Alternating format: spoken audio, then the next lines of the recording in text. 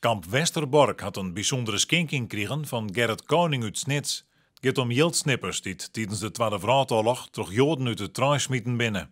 Die heeft mijn vader gevonden in de oorlogstijd. Hij werkte bij het seinwezen, Zwolle en het baanvak van Meppel tot Assen behoorde bij hem. En er was het gedeelte bij dus de Jodentransporten naar Groningen en verder verreden werden. En daar werden de brieven uit de trein gegooid en onder andere ook versnipperd geld. Het hield waard voor het smieten om vat te komen dat de Duitsers het broeken konden. De snippers maakten deel uit van de reizigende uitstalling Getuigen langs het spoor, die op dit stuit te zien is in het Modelspoormuseum in Snits.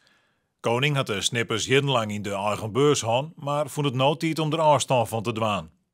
Als ik het niet doe, dan, ja, waar belandt het dan? Hè, met de kinderen enzovoort. En dan op een gegeven ogenblik zeg je van, waar hoort het thuis? Bij Westerbork. En die hebben er belangstelling voor. De uitstalling met de snippers is nog rond 1 september te zien in Snits, daarna gaat er naar Duitsland.